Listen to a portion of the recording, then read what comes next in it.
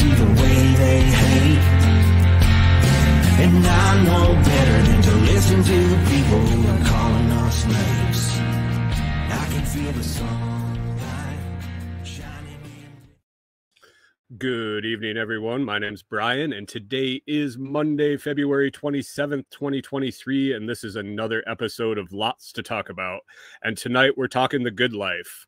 My guest today has an ultimate goal of eudaimonia, also known as the good life. He also has a mission to enable people to live their ideal life by helping them improve physically, socially, and financially. I'd like to welcome to the Lots Project podcast and Lots to Talk About, Lenny Richardson. How's it going, man? How you doing tonight? Pretty good, Brian. Thanks for having me on. I appreciate it. No problem. I dug into your profile on Podmatch when it popped up, and I was like, yeah, I can vibe with this guy for an hour. We can chat. It'll be good. Introduce yourself to my audience. Who is Lenny Richardson? What are you about, man? We'll get into the good life and what you're striving for. But who are you? Where do you come from? Yeah. So Lenny Richardson. I live currently in Northern Virginia. Sort of a real estate advisor, but trying to kind of help people understand this concept of eudaimonia, things of that nature. Sort of seeing life beyond, I guess, the traditional idea of what success is and what people should be trying to accomplish in life. I think that's a more fulfilling and more meaningful task than, I don't know. I think nowadays, some of the things, at least maybe it's because of me being in real estate, it's what I see most often. The message is usually you need to get money, you need to get rich, you need to have giant house, whatever. I think it's okay, but it's an unhealthy, I think, message for everyone. And I don't know. The goal I've had recently is to get everyone to understand eudaimonia. Because I think by checking off those three boxes, they'll be a lot more fulfilled in life. And they'll come to realize that, they'll come to realize that they don't need no, for sure. Like I hear you. I hear you on the changing perspectives. I was one of those guys that went to college and didn't make it through because I didn't know what the hell I wanted to do. I had like 5 majors in a few years and just lost interest because I was making money doing something else. The ultimate dream has really never interested me. The American dream that we were sold. The big house, the big property. My wife and I ended up going to and living on a homestead in Minnesota. It was 35 acres and it was cool. But we've really reevaluated what our goals are and what we need to be happy. And we're living minimalist now. I mean, going into a travel trailer. So I definitely get where you're coming from with the idea of success and enjoying life and what the ultimate goal is. So I think that really ties in. I had a guest a while back that talked about slow living, and it sounds a lot like the same philosophy. So, yeah, dude, nice. Where did you kind of come up with this? Where did you hear about this whole philosophy and what got you started in it? Yeah, I heard about it actually in college. So it's funny you brought up the whole 5 majors thing because that was me in college. Like, I first got in, I was biomedical engineering. Then I was like, I don't really want to do this. Then I was psychology, then like journalism. Then I was all over the place. So I completely get that. I feel like 4 years is not enough time to, especially if you have, I don't want to ramble too much. Well, I mean, I think at 18 years old, I had no idea what I wanted to do. And it was just what you did. But my family background and my school and where I was achieving in my class in high school, high school came easy to me. So I was at the top of my class. And so that's what you did. If you were at the top of your class, I wasn't the top, but I was in the top ranking. You just went to college. That's what you did. Yeah, absolutely. Yeah. So I much preferred working in, I didn't prefer it, but in an industrial setting, not necessarily on the line or the production, but the maintenance and the operations of that. And I didn't need to go to college to do that. I could have walked into any factory and said, dude, let me work my way up. Yeah. Funny enough, I'll answer that question. I didn't answer the other question yet, but funny enough, one of the things people half the people make fun of me for, and the other half kind of hop on the message. I'm not a fan of everyone going to college, and I'm a huge fan of people finding alternatives, mainly because I don't like debt. I don't like the idea of college debt. So before I ramble, I saw a funny video of this guy. He was like a construction worker, and they're like, "How long did you go to school?" And he's like, "Oh, I just did construction. I think he made like 90 or whatever K." And he's like, "Yeah, in a few years I'll be." I don't know the rankings of construction. And he was like, "I'll be this, and I'll make like 120 or 130K." And they're like, "Well, how much schooling did you need?" He's like, "I didn't go to college." He was like, "I didn't see the point." No, so, they paid me to learn this. Yeah. Yes. So this is funny. Like me and my friend were laughing, saying like, you don't need a degree to get a good salary. And a lot of people, when they get the degree, they don't have the good salary and they have the debt. But that's a whole. Yeah, and I mean, it really, as we've looked into it, you don't even really need the big salary.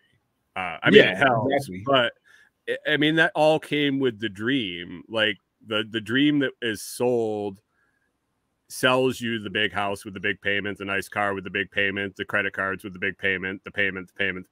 Yeah. Well, if you don't have all the payments, you don't really need all the salary. I mean, you can accelerate not having to work anymore. But I mean, I think there's a different way. I think that, I want to work until I die, because I don't want to stop doing things. Yeah. So I look at it a little different. But anyway, so you heard about it in college as you were wandering your way through college, as you were bouncing in and out of majors, you stumbled across this in a class. No. So I got kicked out of college twice. And then mainly is all financial reasons. I couldn't afford like an extra $1,000. So college said, "Oh, you can't pay for this 1,000, even though it's $40K a year, right. You can't come back." So happened twice. Second time around, I was kind of self-studying. Because I was working at a gas station, working as a dishwasher at a bar, just doing a bunch of odd jobs to pay rent.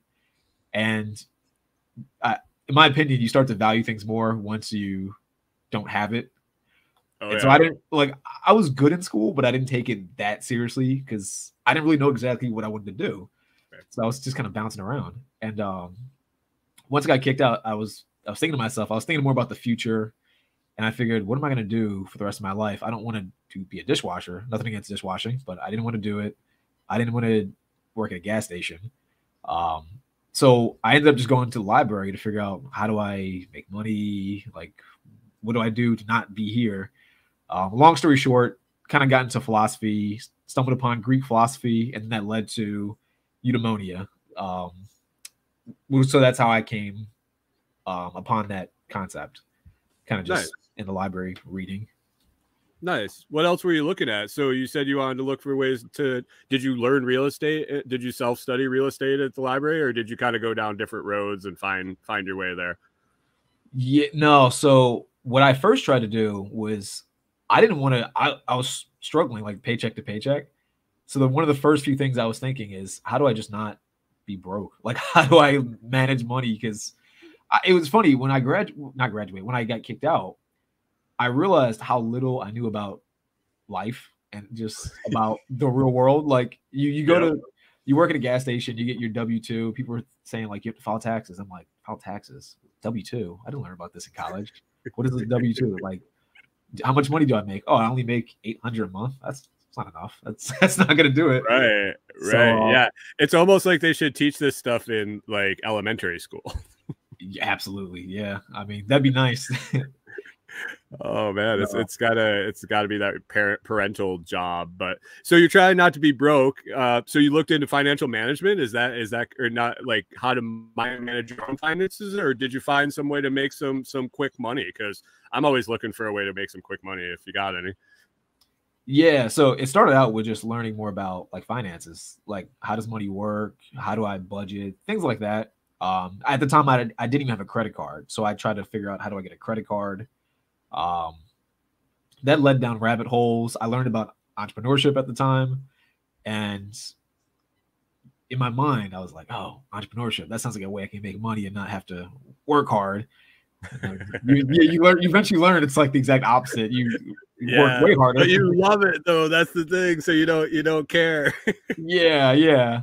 So it led down to that, and then eventually with eudaimonia, I sort of learned. At the time, I was also overweight. I was a bit depressed because, like I said, the gas station and working at a bar as a dishwasher. I'd worked at Walmart too, and just a bunch of different jobs.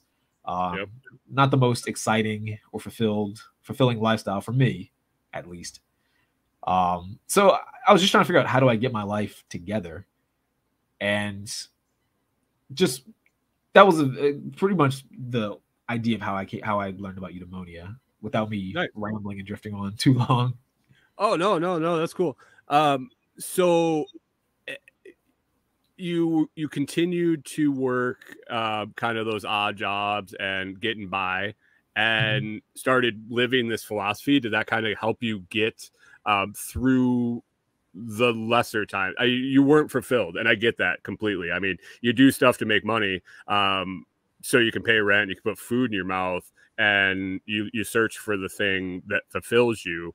Did you kind of fake it till you make it, or how did you make that transition into being a little bit more successful and getting on your way? Yeah, so as far as the real estate thing, that all came later. I eventually had enough money to go back to school. I did graduate. I never really, I don't actually know what my degree is because I valued it so little. I didn't even really care about it. But yeah, eventually I did get back into school, and I tried to kind of at the same time do entrepreneur activities. Started a small business called College Conqueror to kind of help college students with the things I learned when I was kicked out, like the finances. Oh, nice. How to get in shape, different things like that. Because at the time I started working out more. I didn't have a girlfriend when I got kicked out, so I tried to learn about how to meet girls and, socialize more effectively. So eventually I ended up moving to Virginia because I went to college at Penn State in Pennsylvania. Okay. And then at College Station. What's that? At College Station. Yeah, College Park. Or College Park. Yeah, I went to a camp there when I was a kid. I grew up in Western New York. I went to where the Nittany Lions were, wherever. Is that the home? Was College Park? I don't know. It was a long time ago. I'm old, man. So. yeah, College Park. Yeah. Nice. So you moved out of Virginia, and you're kind of making your way now. Yeah, doing a lot better. Certainly financially, and also I think more importantly, like mentally, like more happy, which I think is the true goal. But I don't know. Along the way, I kind of realized because I eventually worked at a law firm. Okay. And then before I worked kind of in real estate, I was in a law firm, and I realized I would see attorneys, I would see people that are doctors, just people with high status careers. Yep. And it was always that weird feeling that even though I assume they had money, I didn't see their bank accounts, but I assumed they had money, they didn't seem like fulfilled. They would always seem like depressed and unhappy, low energy, never excited. And then I started thinking more about that idea of eudaimonia. And to me, there were sort of, to kind of explain eudaimonia real quick to anyone that's unfamiliar with it. Basically, eudaimonia is, it's from sort of Socrates and Aristotle. And the thought was, in order for any human to truly enjoy their life, they need a combination of health, money, and relationships. And it doesn't need to be the extremes, which I think society pushes people toward. Like society might say, to be healthy, you need to have six-pack abs. If you're a girl, you need to look like an Instagram model with a big butt, whatever. Which you don't need to have. If you can walk upstairs, if you can walk around and not be winded, that's good enough. That's fine. Right. Being able to do tasks. Exactly. Yeah. Just basic human tasks without struggle, at least unreasonable struggle. That's fine. Money, society kind of pushes. We need to all be rich and keep up with the I call it the Kardashians, the Joneses. Yeah. But we need to have our mansions and our Lamborghinis. The Joneses are gone. We don't know who the Joneses are anymore. Yeah. Now it's the Kardashians and everyone else. But yeah, I don't think that's necessary. If people want that, that's completely fine. But I think to a degree that'll make people unhappy as well. You'll never really be fulfilled because there's always someone with more money. And then there's the whole idea of relationships. Nowadays, it's, you know, in order for you to be happy with relationships, you need to have parties and you need to have X amount of girlfriends, or if you're a girl, you need to have X amount of boyfriends, or get endless validation and attention. When did this happen? Like back when I mean, I'm 45, man. I just turned 45. Back when I was talking relationships, it was like, I mean, I get the trying to find the right woman and making sure you interacted with more than one, but I didn't have no parties and stuff. Yeah. Are you on like Instagram a lot or TikTok? I try not to be. I'm on TikTok, but I really filter all. I know what you're talking about on TikTok. Yeah. My wife and I do a thing where she sends me the yoga videos that she gets on her TikTok, and I send her the yoga videos I get on my TikTok, and we compare them, and it's pretty humorous, the difference. what they call yoga for me. Yeah. I get the picture you're painting for what's pushed as relationships. I'm glad I'm kind of beyond that and I'm not dealing with that anymore for sure. Yeah. I out of curiosity, how much because you said that you guys kind of travel around in the RV. Yep. I imagine that limits social media exposure, which well, I mean, that's kind of how I'm building a living. So I'm on it quite often, but I'm very focused on what I do. I spend a lot of time on YouTube. I spend a lot of time learning how to use social media more than consuming it. The most of my consumption is just getting an idea of what's working and what's not from other creators.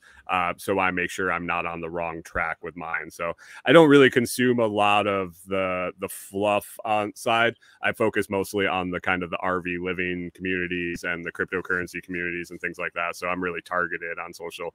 But every once in a while I stray out and it scares the living shit out of me, some of the stuff I see.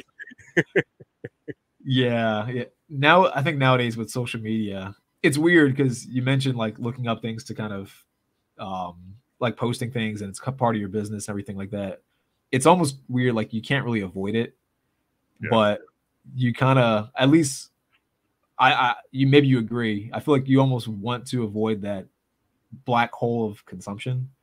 Yeah, I really focus on one of the things I really try to pound into my head, and I fail quite a bit at it, but I always try to run back to it, is I want to produce more than I consume. So for every post that I read or every minute that I spend reading posts, I need to spend a minute making a new post.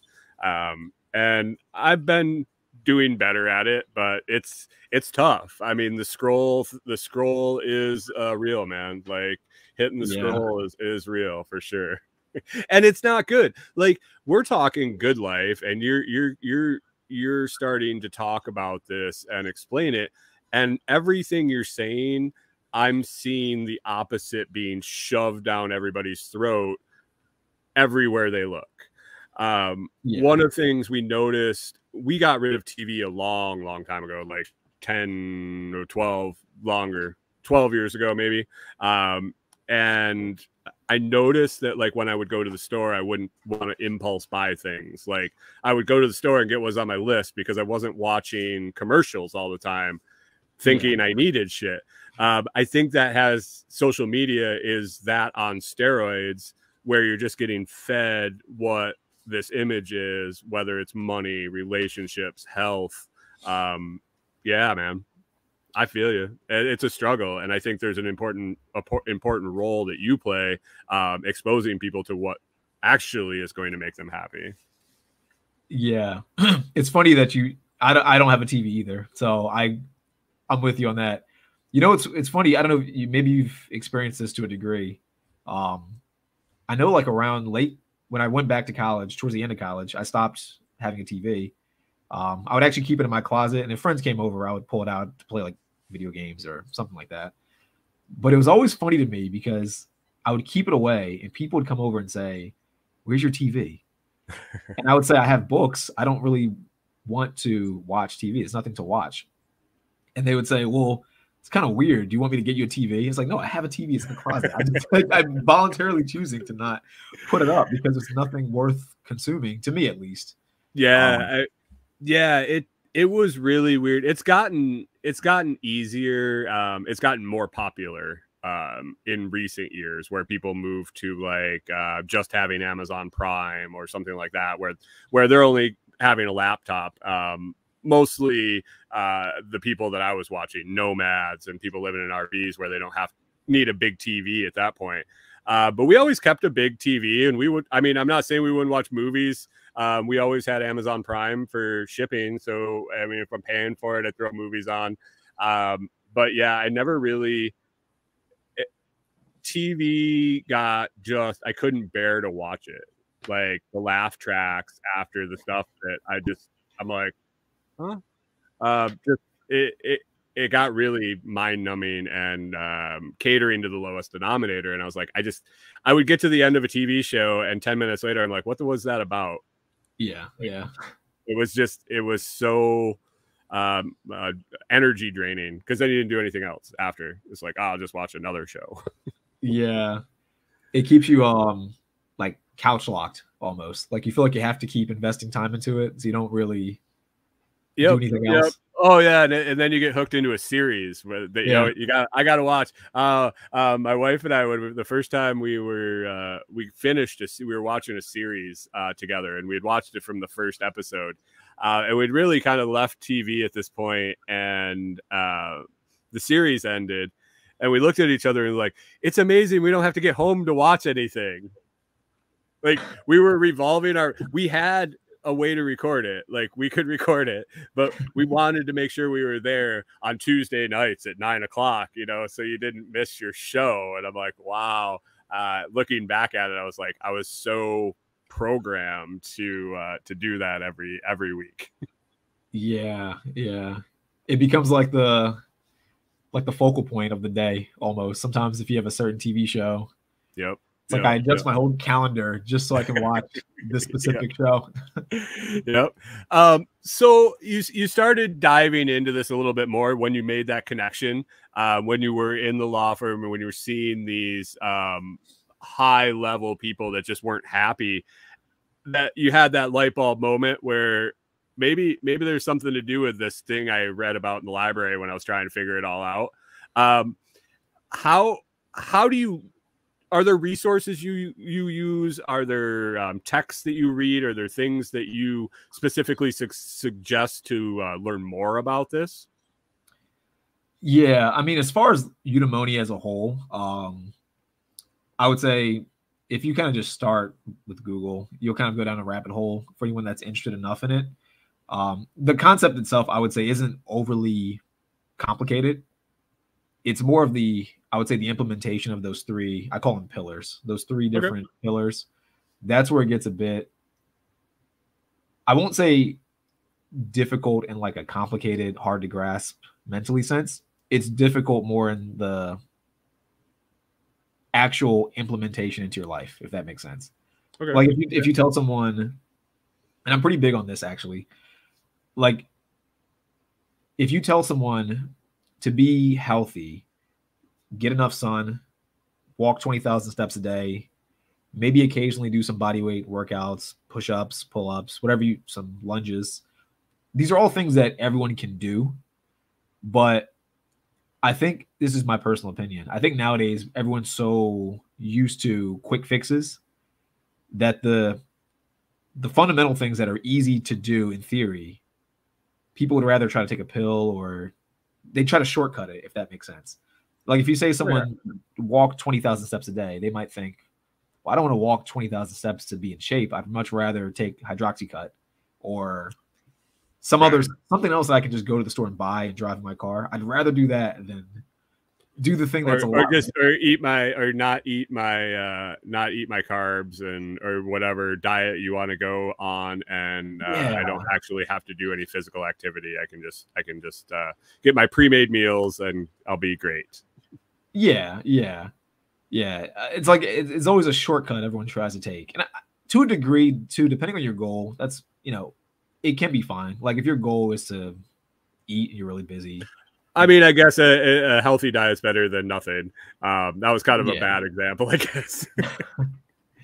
No, but I mean, but I get the point. But yeah, the point's still there. You know, it's a shortcut to what to what could just be a simple fix in someone's life, but the fix might just require more steps, and people don't want to take the extra steps, even if it's not that many steps. It's just a few more steps. People much rather pay for this or get a shortcut or trust some advertising or some marketing on TV or YouTube or Instagram, whatever, Facebook. Right. So yeah, I don't know. That's, like I said, I think the general implementation is the hard part. I think anyone, if I say to them, be healthy, make enough money to survive. You don't need to be rich, but you need to have some money, because people, unless you can do everything yourself, which is also fine, people need money to make transactions. Like, you need some money. Right. You know, I mean, you got to eat. You have to have somewhere to live or some sort of shelter. And I mean, you can do it, but I really wouldn't advise it. Yeah. But I mean, a minimum level of financial security is kind of required for any stability in life at this point in society. Yeah, absolutely. Yeah. And even things like that. I mean, it's weird to me. Sometimes I see I tell people, I wrote an article actually about this recently, because I keep reading about how I think about 60%, I'll say, of people live paycheck to paycheck. Mm-hmm. And recently I've been seeing a lot of different videos and different articles saying how even high earners, people making six figures and above, still live paycheck to paycheck. And I made an article saying, at some point, we have to take a step back and think, are you living paycheck to paycheck because life is just so difficult? Or are you living paycheck to paycheck because you're trying too hard to consume and you're trying to keep up with everyone else, and you're ultimately living above your means? Right. Because I got, the other day I was looking up, I think West Virginia, the average costs of a house is like, depending on where you go, like 50, 60K. You can get a good house for 50, 60K. But I think an earner there can make about anywhere from 40 to 80, 90K on average. It depends. It's a range. Right. But the reason why I brought it up, and I wrote an article about it, was that in Northern Virginia, or say even like California, you might make 60, 70, 80K. A house in Northern Virginia, the average is like 700K. Right.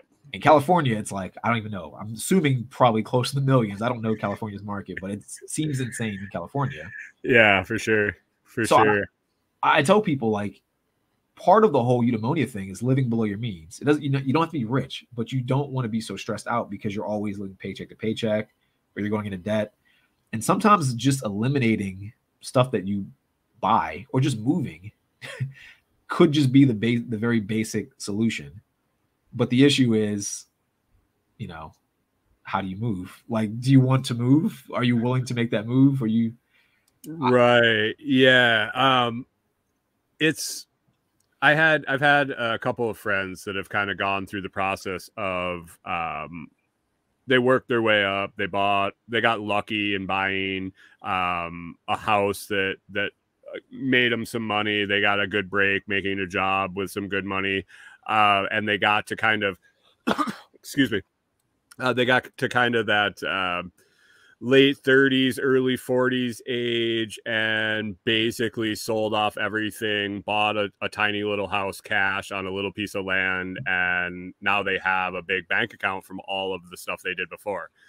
They don't want to be the high earner. I mean, six-figure income was nothing out of the question for either of them just by throwing a resume out, and they just kind of didn't throw it all away. They changed direction and liquidated all of that they accumulated and really lived below their means. And I remember having the conversations and back of the napkin math, like, well, if I sell the house for this and buy the other one cash, I can live for 9 months. Without making $1, if I sell it for this much more, and gaming that out was interesting with someone that was accustomed to making a bunch of money. Yeah. Yeah. So they used that geographical arbitrage too when they bought and sold the houses. They were selling houses in high value areas, and then they ended up buying houses in more depressed areas and got a lot more for their money and were able to buy it cash. Okay. Yeah, that's a good way to go about it too. So you don't have to get the mortgage and be in debt and right. And then the income part of it really is out of the equation because the house is owned cash, everything's owned cash, and so making less because you're in a depressed area isn't quite as big of a deal. And with remote work and online work, it's really changing the scope of what kind of money you can make anywhere. yeah. You know, when you bring up the whole remote work thing, part of there's this YouTube channel I used to watch, and they have a podcast. I forget what it's called. It's called the Ben and Charlie podcast. I think they relabeled it, but Ben and Charlie podcast is what it used to be called. And they told a story about how their goal was to make X amount of money, and they realized that if they moved to like Brazil, the cost of living would be cheaper, so they can start their business and not have to worry about, you know, insane living costs and living expenses. Mm-hmm. And it was fascinating to me, and I feel like it kind of fits into the whole framework of what I usually talk about. The one guy on the podcast was saying when he made about like $1,000 or $2,000 a month in Brazil, he felt far more secure and far happier than when he eventually became. I think they're like high six-figure earners or millionaires now. He moved back. He lives in California, but he was saying even though I make a lot more proportionately, I feel less secure because something feels like it always feels like something can go wrong. That'll destroy the business or his house. He won't be able to afford a house or something will just go wrong. And he was just saying that in Brazil, he had a much better experience just with the people. He was out more, just socializing. Now he's kind of working on the business so much. And I get the feeling by the way he talks about the business, he doesn't enjoy working on the business or really doing it. He did it for money. And then I don't know. So without me rambling though, I think, I don't know. It kind of made me think about the whole idea of eudaimonia, just because he made more money, and I think for a lot of people, making more money would be the objective.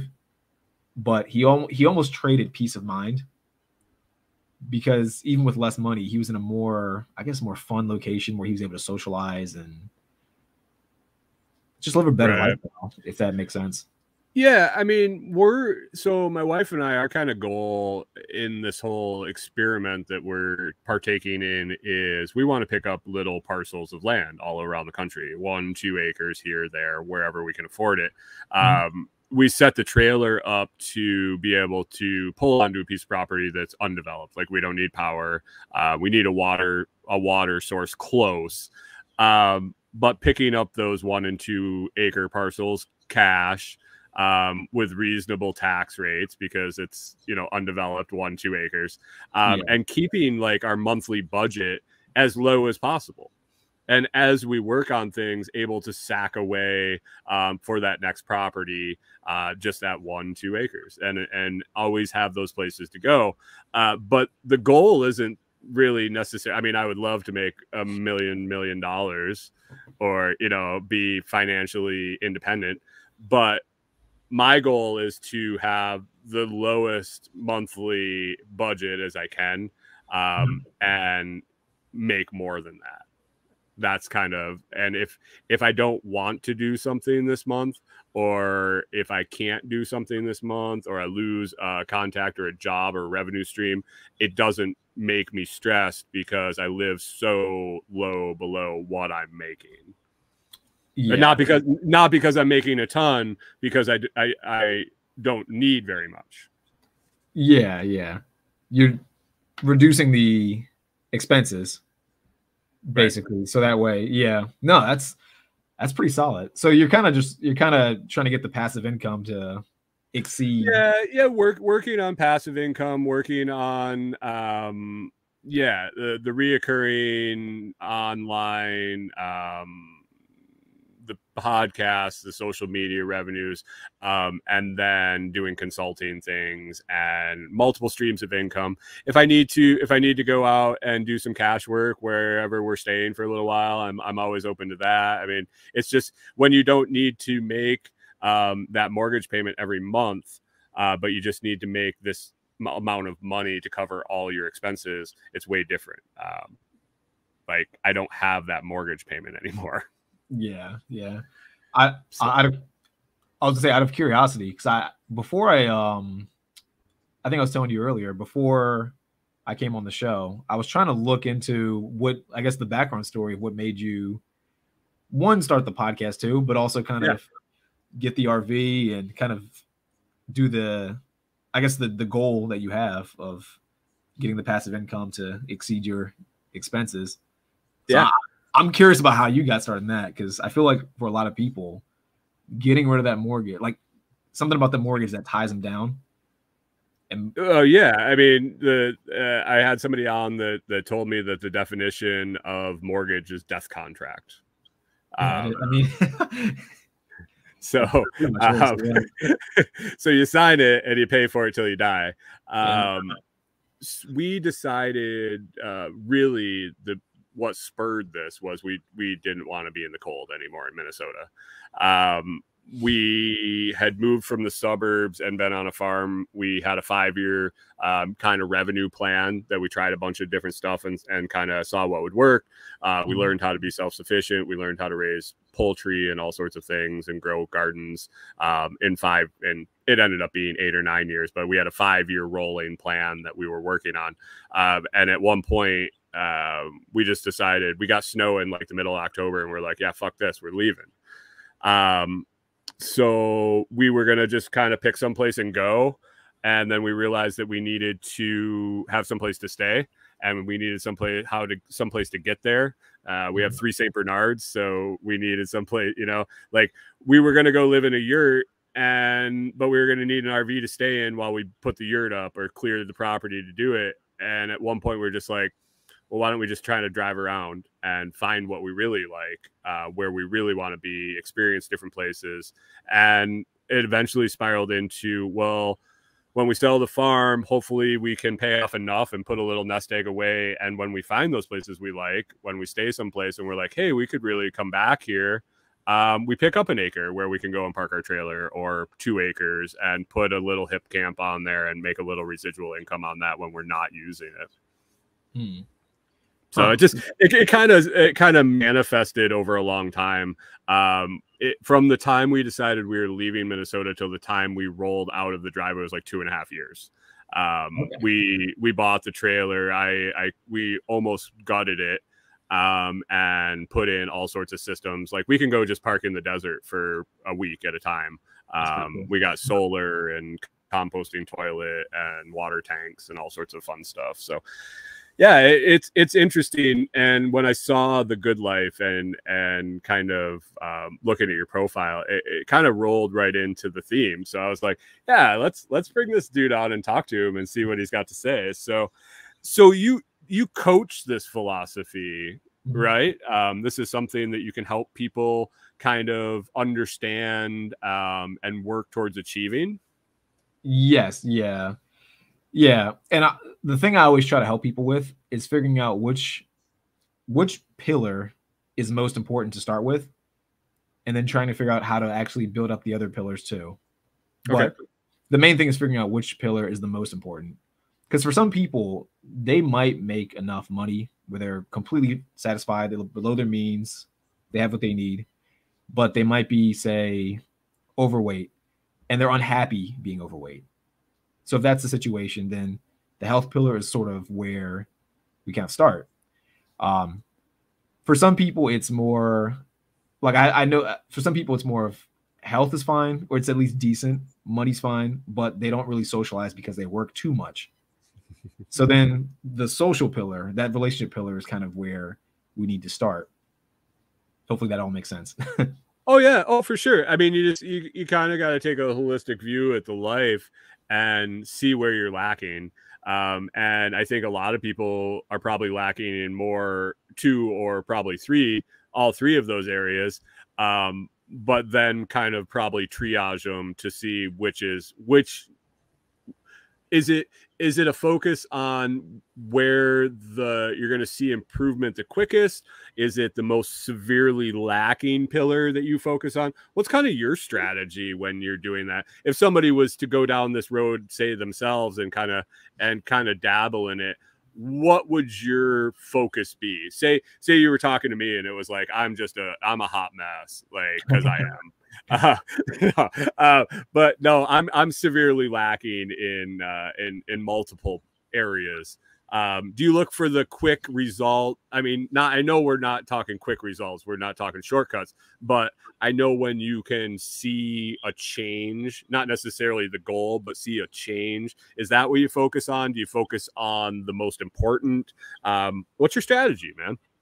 Yeah. So it depends on the overall goal, but the thing I try to focus on is what'll, I guess, lead to the most massive improvements in your life overall.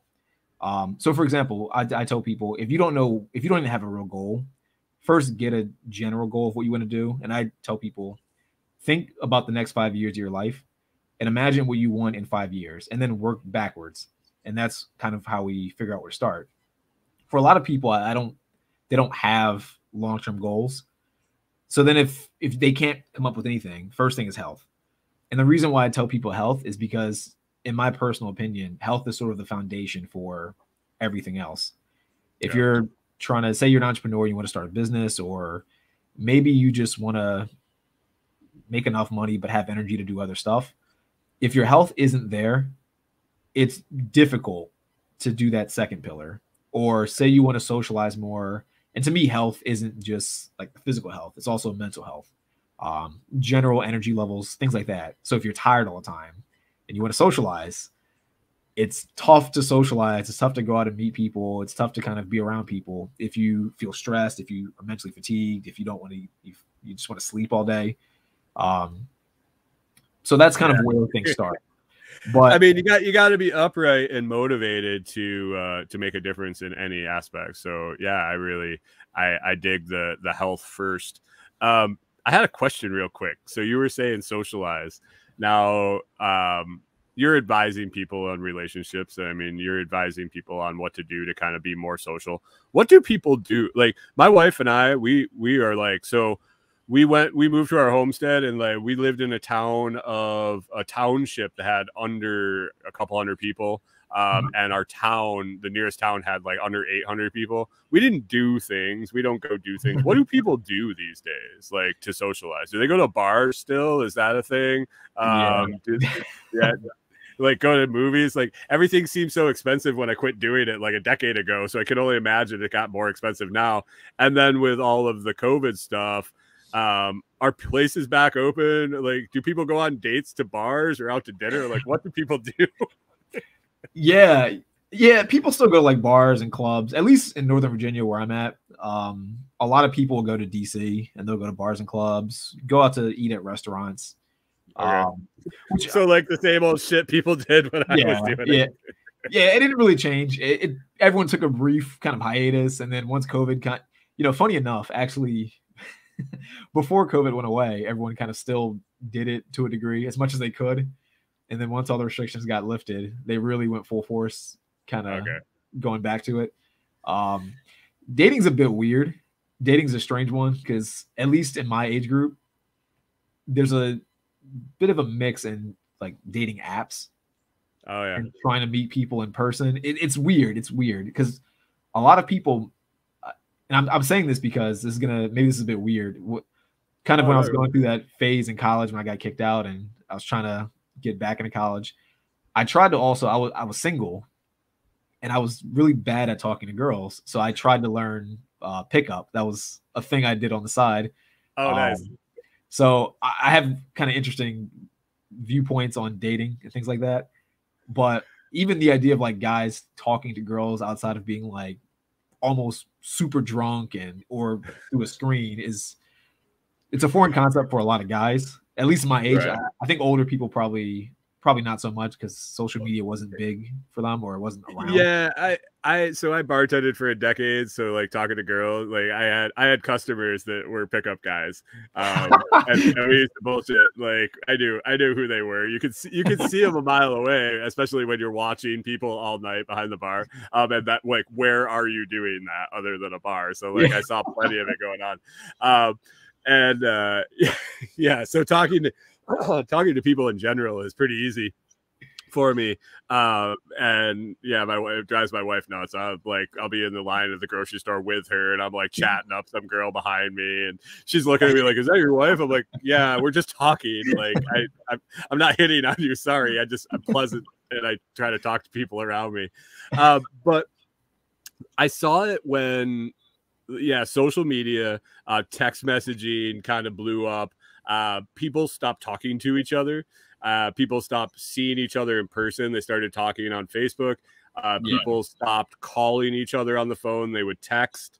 It really hurt communication skills, and you watched it go downhill. You watched people can't interact with each other. The conflict resolution isn't there. Like, they can't handle.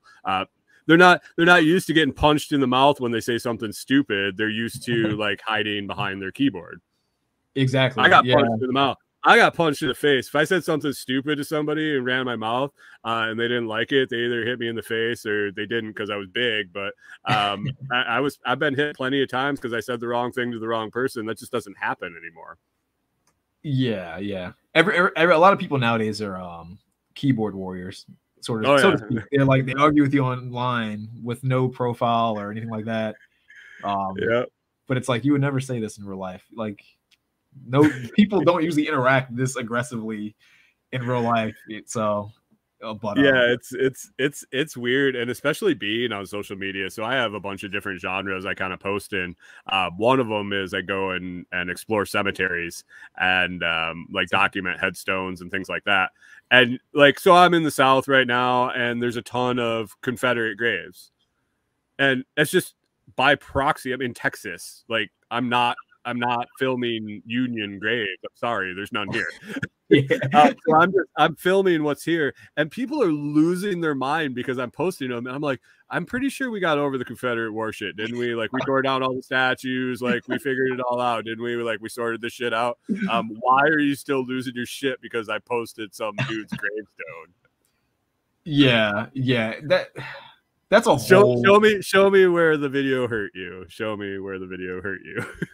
Yeah, that's a whole thing right there. I mean, I don't know how you feel about it. I'm weird about people being overly sensitive, especially online when like you haven't met the person face to face. Like, why so sensitive? I've never understood how people can be offended for other people. Yeah, I don't. It is what it is. You kind of got to navigate it when you're out here. And I have people that I sick on them, like when they're in my comments, because I don't want to blow up my accounts. So I have friends that I'm just like, send them a screenshot. I'm like, dude, go take care of this shit. Which have fun. Yeah, it's a weird thing. I feel like nowadays, I feel like people need to get offended. Like, that's like the highlight of their not everyone, but a lot of people, their lives is like, I need to get offended by something. I think that circles back to the good life, though. I think people are very unhappy. I think that they don't know what they want. I think that they're unhealthy. I think that they're lonely. I think that they don't know. The whole world is a fucking shit show right now. And if you don't have your head together, or you don't have a plan, like Corey and I started doing this, planning this in 2019, in September of 2019. So we knew before the shit even started getting weird, before it got really weird, before everything shut down, we knew what our goals were. We worked through it despite it, and still made that decision. Like, we questioned ourselves a lot during it. Like, we gave up food security, man. We had 7 huge deep freezers at our place and 35 acres and eggs and chickens and whatever we wanted to eat. We gave that all up to go chase something else. I think if I had gone into COVID and had no idea what I wanted, if I was just doing the 9 to 5 or the slugging job or whatever, I think I'd be really lost right now. I think I'd be really angry.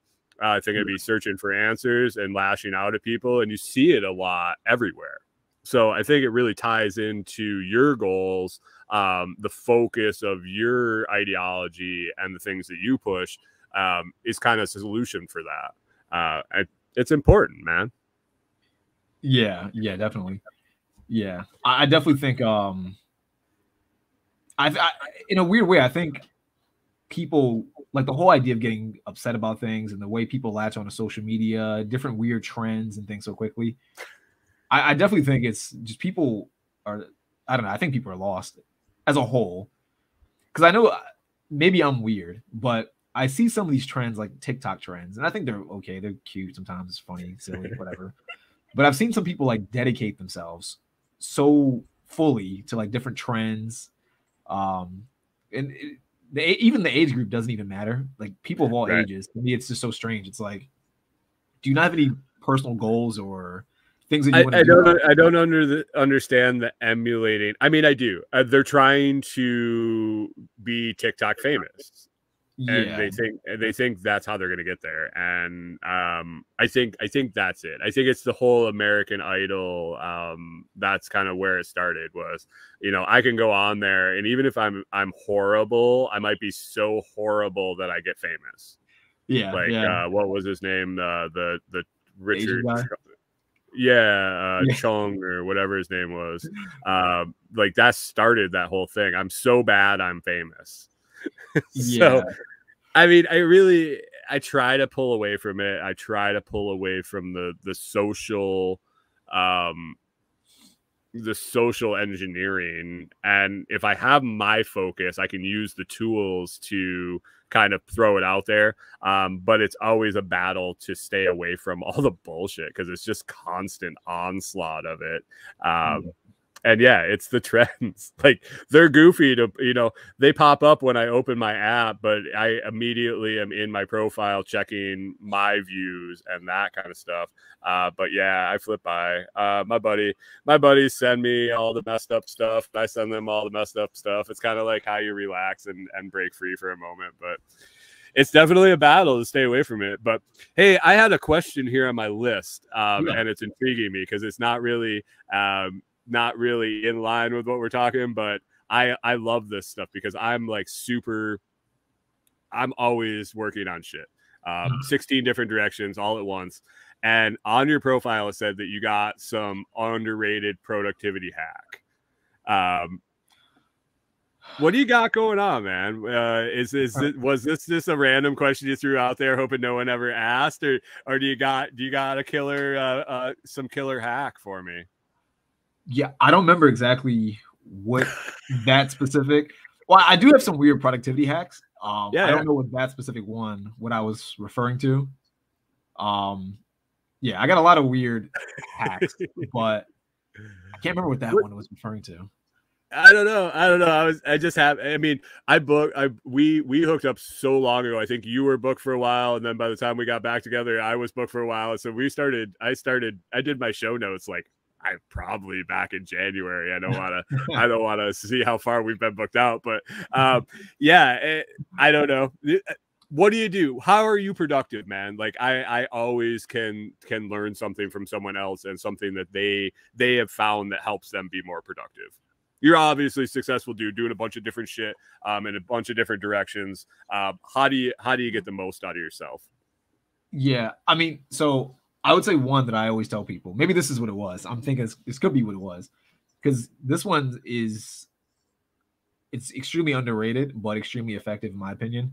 It's going to sound basic, but it's getting a planner and then following the planner. And I know that sounds so basic. People are probably listening to it like, what kind of tip is that? But I say it because I would say like 90-95% of the people I interact with, even people in the real estate industry, people who are like professionals, they don't structure their day. And it blows my mind how I feel like people do things very haphazardly with no real thought to where their time goes. Like, it's a weird concept to me because I think since kind of since getting back into college after getting kicked out twice, one of the things I learned from reading in the library a lot, there was sort of a correlation between the people that are super successful and how they view time. And the people who are like super successful view time almost like money. Like they literally budget and organize their day to the point where it's like, I don't want to waste X amount of time, because that's literally like me. And for some people like Jeff Bezos who are like super, super, super rich, it is like wasting money. Like an hour for him is insane to think about, but right. No, but I definitely, you said that. And so I have another content creator that we brainstorm pretty regularly together. And he is on a planner kick that he started this year. He said last year he looked back and he had only used the first 12 days of the year. And he got to the end of January and he'd used it every day. And he's now towards the end of February and he'd used it every day. And he's like, it's changing my productivity, like how much he's actually getting done. And when he said that, I'm a notepad guy. Like I'm not a planner guy. I'm pages and notebooks, and then they just get flipped over. And until that whole page is crossed out, it's there. And I got to keep flipping it. I got to keep dealing with it. And then cross that last thing off and it's get drawn. So as soon as my buddy told me about using that planner, here I am back with notebooks, just jotting down notes, and unless they're dealt with, they don't get crossed off and I can't tear that page out. And that kind of drives me nuts. So I guess it's a tricking myself into doing it. But with that time management and you talking about time is money and time is valuable, earlier you said that people say that they can't do the easy things. They can't take the 20,000 steps. They can't take time to make a healthier breakfast or whatever goals, the simple things. Simple time analysis of the day, if you're honest and track what you do, blows apart any excuse that you're too busy to do the easy things. There's apps that help you do it. We got into it on the farm with evaluating how much stuff was costing us in time, like doing chores or processing birds. Like it was a dollar ratio. Like I needed to know how much I was spending to know how much to charge for my animals. But knowing what you're doing with your time on a minute-to-minute basis can really blow excuses out of the water. Yeah, no, absolutely. Yeah, funny you mentioned the notepad thing too, because I mean, to me, that's more or less the same as the planner. It like the planner's not the thing that I think matters the most. What the planner does is it lets you see where you're spending your time. So like you mentioned, it keeps you accountable. Like you're saying, you can't flip the page until you've crossed everything out. I think for a lot of people, like you get the planner, you'll literally see. You wake up at 9 a.m., you go to bed at 9 p.m. What have I done today? Okay, I've read some emails, watched Netflix, called my friend for 3 hours. Maybe, I don't know, you did random stuff. And then it's like, okay, well, I didn't really, if you're going to be honest with yourself, you know, whoever uses the planner, they have to sit there and go, I didn't really do anything. And that's the key. That's the key is you really have to be honest with yourself. Like I can write 400 things in my planner and cross them all off in the day and done none. And felt good. It felt good that I accomplished everything on my list. We have a lot of people in communities I'm tied in that do like the my 3 things, state 3 things you got to get done for the day. You get them done. You can work on whatever else. But these are my I have to's to start the day. And the one thing that always kind of spun me out a little bit about the whole process was somebody would always, sure enough, ask, well, what if you don't get your 3 things done? And the answer is, well, you just put that one on the list for the next day and add 2 more things. And I'm like, I mean, I get baby steps, but get those fucking 3 things done. yeah, exactly. I mean, if I got an excuse, all I got to, like, I can add 2 things tomorrow and just add 1 more. Like I can push it off for a long time with doing it that. But yeah, I mean, we all have our little tricks. Like I can't tear my page out of my notebook till everything's crossed off. So I get it. Hey man, we're coming up on an hour here. If you want to kind of let us know what's kind of in the works with you, anything you got coming up, where my guests can find you. Yeah, I've had a great time talking to you, and I think my guests will kind of want to dig in and maybe find out some more. So where can they find you? I would say best two places. My website, lennyrichandson.online, is a good place to find me, contact me. I have articles up there if anyone wants to read them. Second best place, if anyone wants to contact me directly, Instagram. I'm producing a lot on Instagram, but I do read the DMs. I don't always get to them quickly, but I do read them. And that's leviticusrich.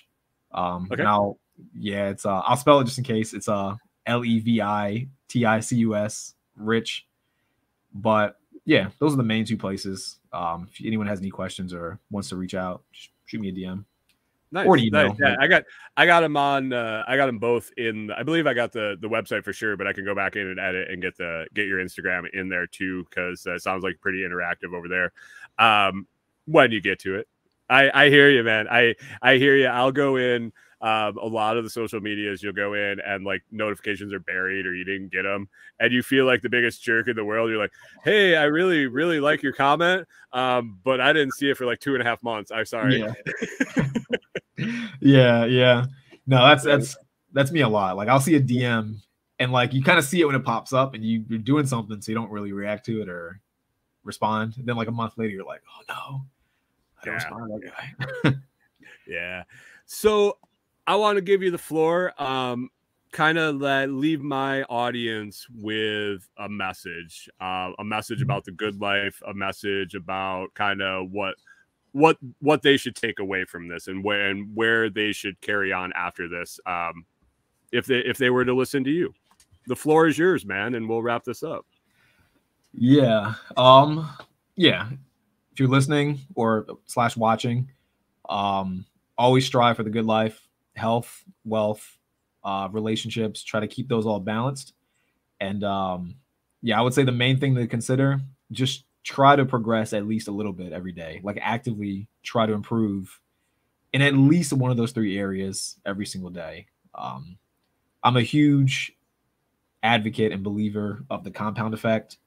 You do one thing for 365 days, you'll see a massive improvement in your life over time. So I don't think it needs to be complicated. I think people overcomplicate stuff. Just do the simple things, do the fundamentals, 1% every day. And I think if everyone's true and honest about that, they'll definitely see some progression in life. Nice. That ties in great with the thing I saw earlier today. Gary V quote. I'm guessing you probably have heard of the guy. I said, done's better than perfect. So doing something is better than making sure it's perfect before you do it. So, man, I really appreciate you hanging out. I enjoyed the chat and kind of keying in on that good life and the basics on it and what goes on with it. If you'll hang out, I'll close up the show here, and we'll catch you later. And I appreciate you coming by, man. Absolutely, I appreciate it, Brian. I appreciate you having me on. It's a good time. All right, we'll talk to you in a minute. All right. I would like to thank Lenny for coming on. It was a great chat. Yeah, I'm real in line with that, with the good life, harkening back to TK and slow living. And it's just all that philosophy. So dive into those. Make sure you check out his website. It is in the video description and the audio description. That's LennyRichardson.online. And check him out on Instagram. I'll get that. It's Leviticus Rich, and I will get that link down in those notes too. I appreciate him coming on, and this has been another episode of Lots to Talk About. We will talk to you soon. I can feel the sun shining